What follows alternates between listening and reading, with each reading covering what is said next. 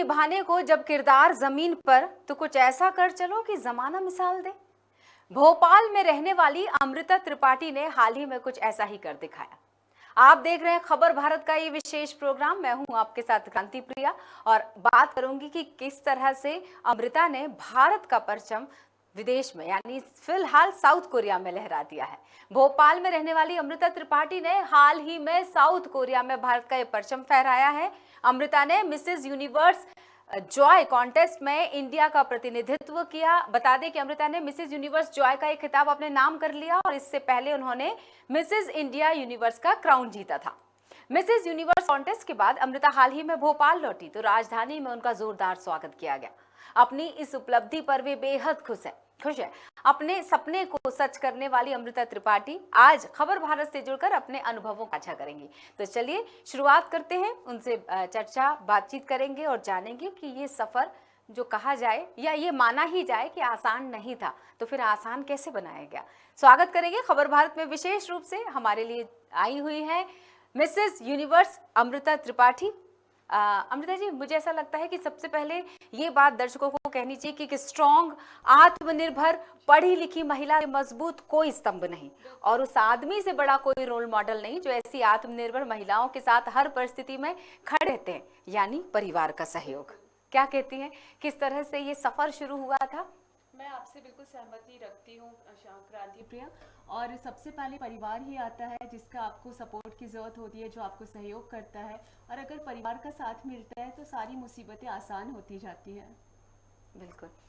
अब जब सहयोग की बात हो ही गई तो दर्शक ये ज़रूर जानना चाहेंगे कि मिस के बाद मिसेस और मिसेस के बाद गृहिणी से आपने ये सफर तय किया था। आप हाउस वाइफ थी, होम मेकर थी, हाउस वाइफ नहीं बोलना चाहिए, अब होम मेकर बोलना चाहिए। तो होम मेकर से फिर मिसेस यूनिवर्स जॉय, लेकिन उसके पहले भी आप एक खिताब जीत चुकी थी। कैसे आपने तय किया कि ब्यूटी कॉन्टेस्ट में हिस्सा लेना चाहिए, क्योंकि हर परिवार इसको आत्मसात करे? इसका मतलब ये है कि कहीं ना कहीं परिवार की जो सोच है वो उस स्तर को बराबर से मेंटेन करे, जिसको हम बोलते हैं कि हाँ, महिलाओं को पूरा अधिकार है। बिल्कुल, मैं इस बात से सहमत रखती हूँ। और आसान नहीं होता है महिलाओं के लिए शादी के बाद कुछ इस तरह का कर पाना। और मेरी शुरुआत हुई थी लॉकडाउन में, जब सब कुछ बंद था, सब अपने घरों में कैद थे। उस समय मैंने इस बात का निर्णय लिया कि मुझे इस कॉन्टेस्ट में पार्टिसिपेट करना है। और शुरुआत ऐसे नहीं थी कि मैं जीतना चाहती थी या मैं शायद ये टाइटल जीतूंगी। शुरुआत हुई थी कि कुछ नया सीखना चाहती थी, जो चीज़ें जीवन में कभी नहीं की, कभी आजमाई नहीं, उनमें अपना हाथ आजमाना चाहती थी।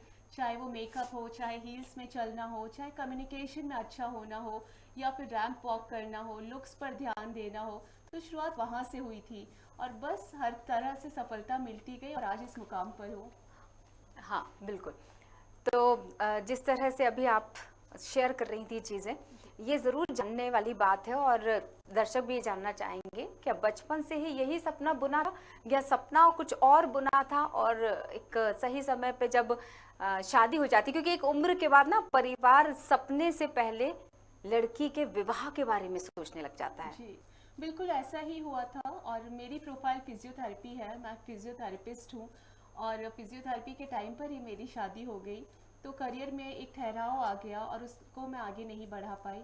शादी के 5 साल बाद मैंने दोबारा पढ़ाई शुरू की है और हॉस्पिटल एडमिनिस्ट्रेशन किया हुआ है। लेकिन हाँ, ये जो सपना था शायद कहीं दिल के किसी कोने में दबा रहा हो, जिस पर मैंने खुद भी बहुत ध्यान नहीं दिया था, और परिस्थिति के साथ और मजबूत इरादों के साथ ये सामने आया है।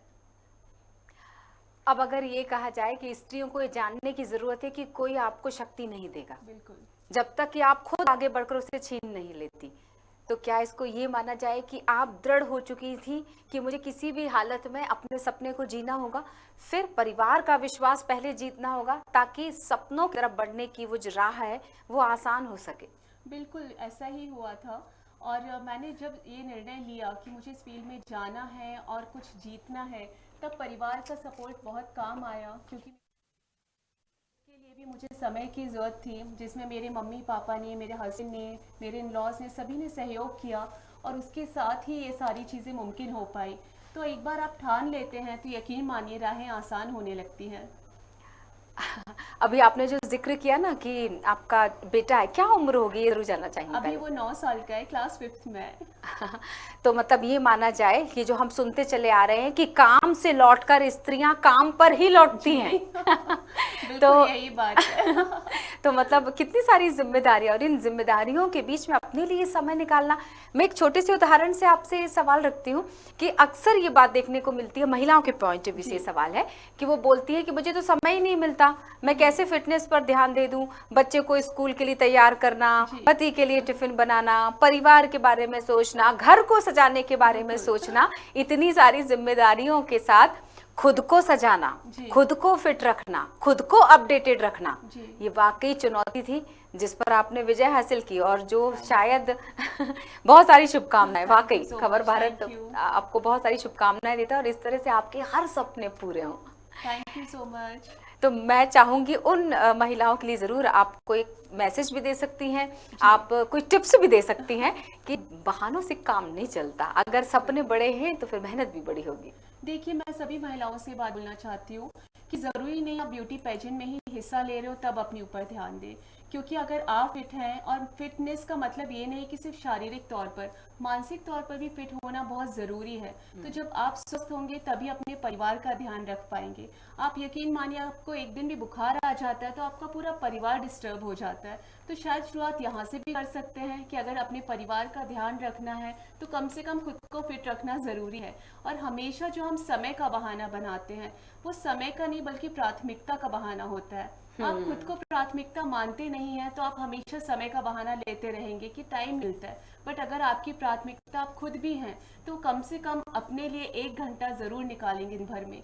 तो शुरुआत यहीं से करिए, गोल्डन आवर बनाइए अपने लिए, 60 मिनट्स का टाइम रखिए, उसमें आप योगा कर सकते हैं, वॉक कर सकते हैं, जिम कर सकते हैं, आपको जो चीज़ भी खुशी देती है वहाँ से शुरुआत करिए। जी, खुशी का रास्ता परिवार से होकर ही गुजरता है, और शायद जहाँ तक मैंने सुना है आप ये मानती हैं कि कामयाबी का दूसरा नाम संतुष्टि है। जी बिल्कुल, मैं मानती हूँ कि जब आप दिन भर के काम के बाद घर लौटे, अगर आपको रात में एक सुकून भरी नींद आती है तो मेरे लिए वही कामयाबी है। आ, थोड़ा पृष्ठभूमि पे मैंने एक सवाल किया था बीच में, उसका जवाब पूरा नहीं मिल पाया मुझे। क्या बैकग्राउंड है परिवार का, मायके पक्ष में किस तरह की जिम्मेदारियां थी? हालांकि उस समय कहा जाता है कि बेटी पे ज्यादा जिम्मेदारी नहीं ला दी जाती, लेकिन जब वही बेटी बहू बनकर आ जाती है तो जिम्मेदारियां होती हैं और जिम्मेदारियां निभानी भी पड़ती हैं। जी, तो मेरे मायके में मम्मी पापा और मेरा भाई और मैं हूँ। मैं घर में सबसे छोटी थी तो बहुत कम जिम्मेदारियाँ मुझे दी गई, जैसा कि होता है परिवार में।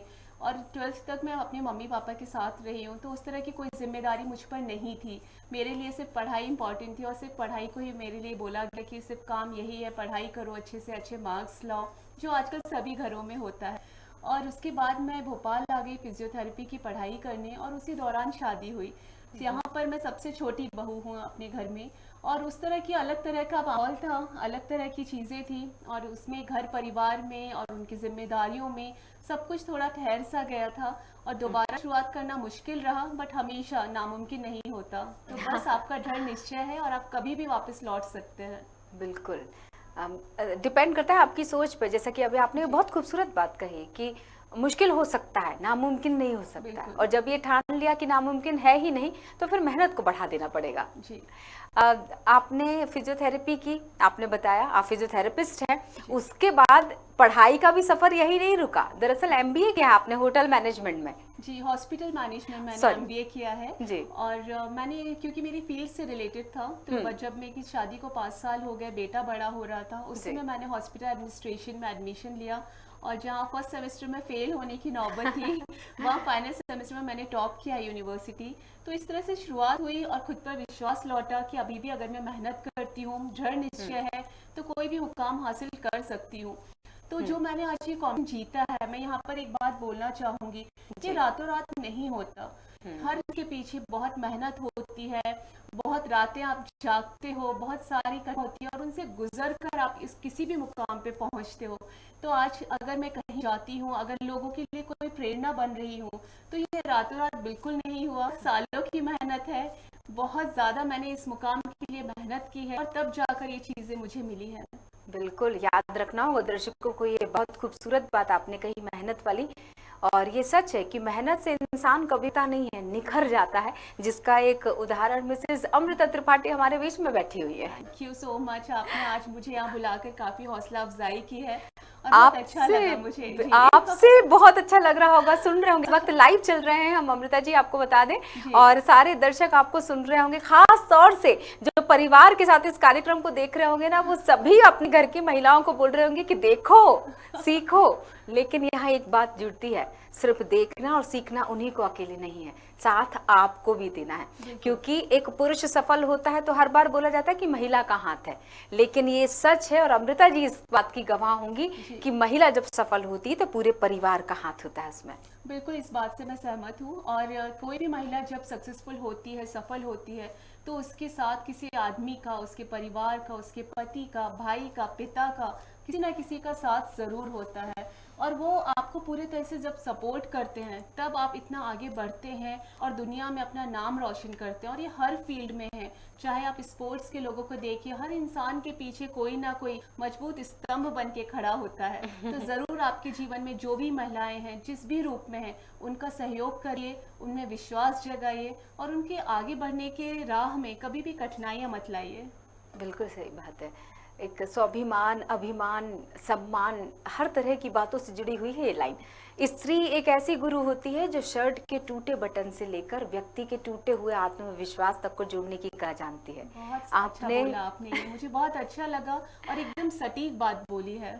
कैसे दिल जीता कि विश्वास इतना प्रगाढ़ हो गया परिवार के अंदर, क्योंकि जब आप नए सदस्य के रूप में जाते हैं परिवार में, आपने कम वक्त में इतना अपने आप को स्थापित कर दिया, छोटी बहू है जबकि आप, कि उनको ये समझ में आ गया कि नहीं, सबको मिलकर आपका साथ देना होगा। इनिशियली मैं कुछ चुनौतियों के बारे में अगर आपसे जानना चाहूँ, परिवार में भी हो सकती है और परिवार के बाहर, क्योंकि सबसे ज्यादा तकलीफ कब होती है लोगों को, जब दूसरा खुश होता है।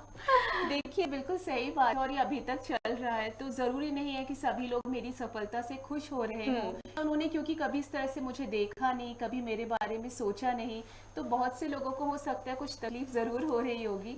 लेकिन जब आप अपनी मेहनत को किसी अंजाम तक पहुंचाते हैं, तो ये छोटी छोटी चीज़ें मायने नहीं रखती।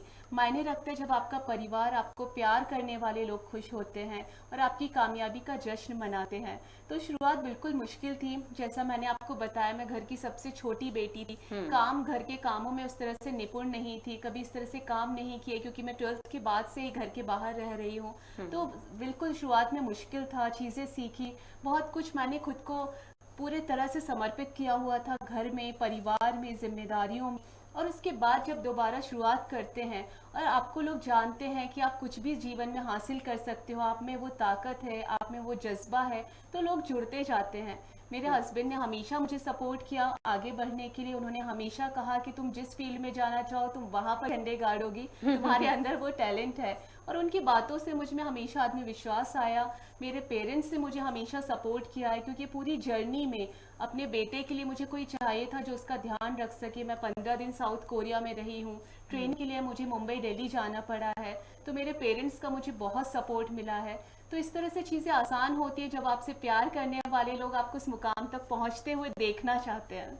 बिल्कुल सही बात, क्योंकि शायद यही आत्मविश्वास, यही एक निश्चिंतता जिसको हम बोल सकते हैं कि सबसे, आप पत्नी के रूप में शायद थोड़ा सा फिर भी आपको लगता है कि हाँ कुछ समय चुराया जा सकता है, बहू के रूप में भी कुछ समय चुराया जा सकता है, बेटी के रूप में भी समय चुराया जा सकता है, लेकिन जब महिला माँ बनती है तो माँ की भूमिका में चिंताएं बढ़ जाती हैं, बहुत ज़्यादा बढ़ जाती हैं। आप यकीन नहीं मानेंगी, मैं जब भी घर से बाहर होती थी तो शायद हर 10 मिनट में मुझे मेरा बेटा याद आता था कि अभी क्या कर रहा होगा, स्कूल से आया होगा, नहीं आया होगा, खाना क्या खाया होगा, उसके टेस्ट चल रहे हैं, कैसा देगा, बहुत सारी चीज़ें आती हैं।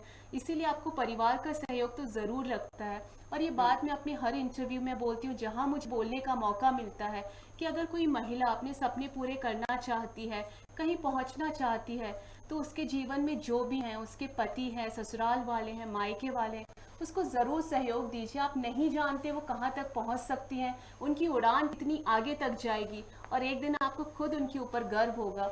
जितना हो सके उनको ज़रूर सपोर्ट करिए, सहयोग दीजिए। परिवार की प्रतिक्रिया के बारे में तो मैं बाद में बात करूंगी, सबसे पहले ये जानना चाहूंगी कि बेटे की प्रतिक्रिया क्या थी जब आप क्राउन के साथ लौटी। मेरा बेटा बहुत खुश था और वो खुद वहाँ पर आया था। मेरे हस्बैंड और मेरा बेटा साउथ कोरिया आए थे। अच्छा। और जी सो वीज़ा बहुत लास्ट मोमेंट पर हुआ, वीज़ा बंद थे कोरिया के, तो जी। हमारा तो ऑलरेडी थी चीज़ें। फैमिली का वीज़ा होना बहुत मुश्किल था। तो इसको जब वो वाह। वहाँ पर था, मेरे लिए रूटिंग कर रहा था, मेरे लिए चीयर कर रहा था, तो वो बहुत ही अविस्मरणीय पल होता है। आपके फैमिली वहाँ पर है, आप बेटा जो आपकी इंस्पिरेशन है, वहाँ से आपने शुरुआत की है जीवन दोबारा जीने की, वो आपके सामने बैठा है, तो बहुत खुशी मिली थी उस क्षण में मुझे। बिल्कुल, मतलब पेरेंट्स डे में आप जब जाते थे वो वाला पल, और जब बच्चा एक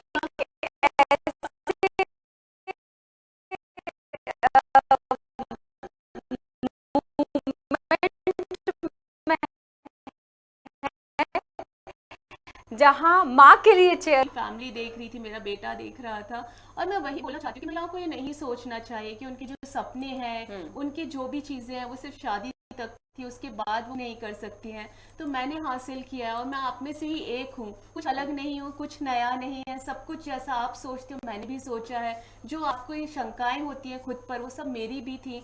बट जब आप उससे आगे निकलते हो, जब मेहनत करते हो, और हमारी तो खैर गीता में लिखा है, कृष्ण भगवान ने कहा है कि कर्म करो, फल की इच्छा मत करो। तो मैंने सिर्फ वही सोचा कि मुझे क्या करना है, उस पर ध्यान दूं।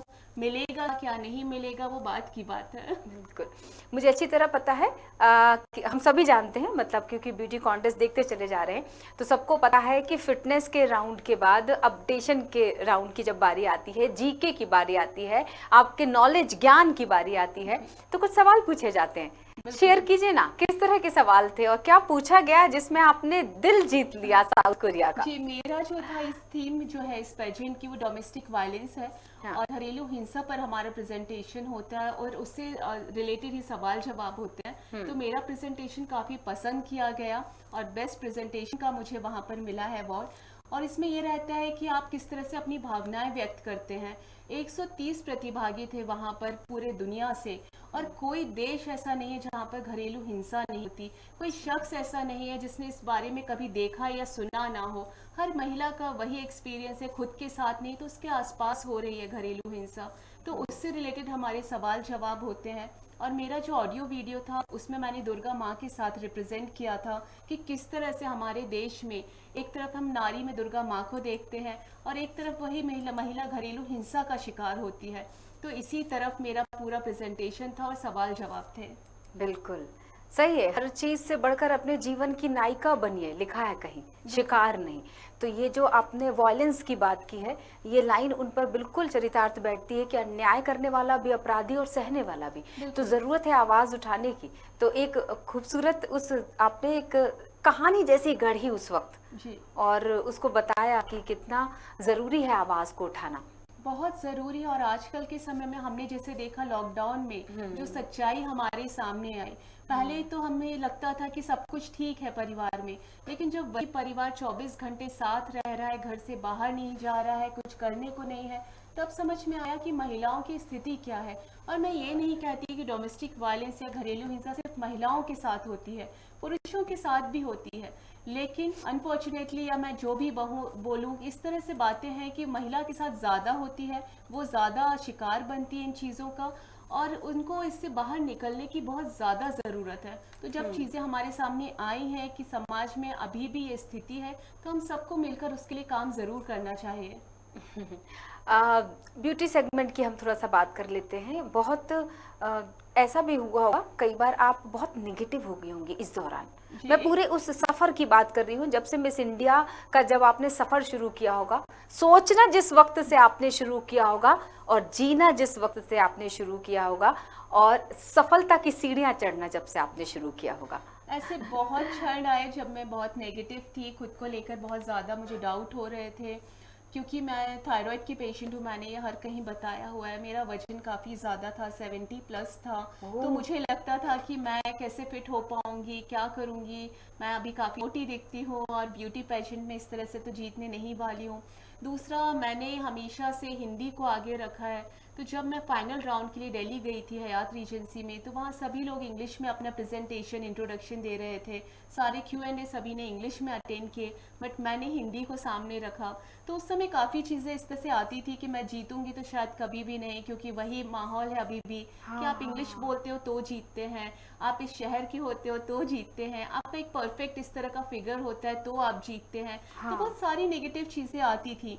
बिसाइड्स मैं 5'7" हूँ, तो मैंने हील्स कभी नहीं पहनी थी, तो 5'7" में हील पहनना, उसमें चलना, वो सब कुछ बहुत नया था मेरे लिए, बहुत ही नया अनुभव था। तो हर बात पे शंका होती थी कि शायद मैं ना कर पाऊँ, शायद मुझसे नहीं होगा। लेकिन इस तरह से आप खुद के ऊपर शंका करते ज़रूर है, लेकिन जब आप मेहनत करते हैं, जब आप सुबह शाम सिर्फ ये सोचते हैं कि मेरा काम मेहनत करना है, बाकी जो होगा देखा जाएगा, तो फिर सारी चीज़ें ठीक होती जाती हैं और सफलता मिलती ज़रूर है। आपने अचरज में डाल दिया। देखिए, मैं भी हिंदी ही बोल रही हूँ आश्चर्य में डाल दिया आपने कि किस तरह से शंका और संदेह सफलता की राहों को आसान करता चला गया। क्योंकि अगर ये संदेह नहीं होता, ये शक नहीं होता, आपको शंका नहीं होती कि क्या ऐसा हो पाएगा, तो आप ऐसा कर नहीं पाते। बिल्कुल, कई बस बार मुझे कमजोरी ये था। ताकत बन जाती है। बिल्कुल बिल्कुल, कमजोरी ताकत बनती है। और वही है कि ऐसा कोई इंसान, मुझे नहीं लगता, आप किसी भी बड़े से बड़े सेलिब्रिटीज को लाइए, स्पोर्ट्स पर्सन को लाइए, उनके लिए भी हर नया मैच उनके लिए शंका लेकर आता है कि वो आज कैसा परफॉर्म करेंगे। हर एक्टर के लिए हर नई मूवी ये शंका लेके आता है कि उसकी मूवी चलेगी कि नहीं चलेगी। हर नेता ये सोचता है कि पता नहीं इस बार वो चुनाव जीतेगा या नहीं जीतेगा। तो ऐसा कोई इंसान नहीं जिसके अंदर शंकाएं नहीं आती हैं। अगर आप भी अपने ऊपर शंका रखते हो, स्पेशली मैं महिलाओं के लिए बात कह रही हूँ, तो इसमें कोई बुरी बात नहीं है, कोई नई बात नहीं है। बट सबसे जो सीखने वाली बात है कि उस शंका के बाद भी मेहनत करना मत छोड़िए, खुद पर विश्वास करना मत छोड़िए। ये रखिए याद कि अगर मेहनत करते हैं तो शायद चांद तक नहीं, तारों तक जरूर पहुंचेंगे। वाह, मतलब आपने मुझे वो याद दिला दिया बचपन में जो मैं सुना करती थी कि भैया चांद को छूने की कोशिश करो तो एरोप्लेन तक तो पहुंच ही जाओगे। बिल्कुल सही।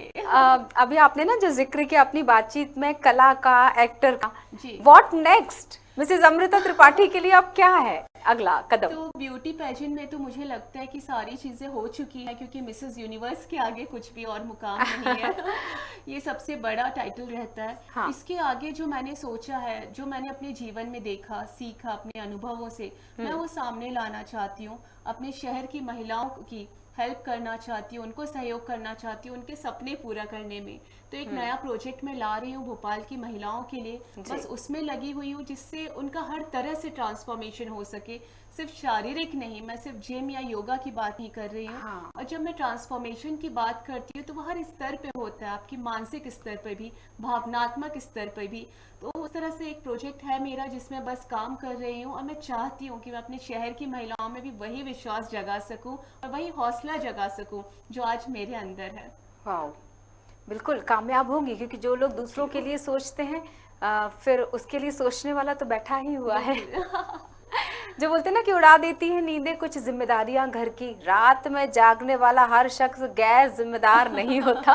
तो वाकई जो रात भर जाग जाग के आपने बात कही थी अभी कि बहुत मेहनत की, दिमाग में हर पल वही चलता रहता, दिमाग में हर पल की बात आई तो दिमाग में वाकई हर पल वही चीजें चलती थी, वही सपना जो आपने बुना था वही चलता था।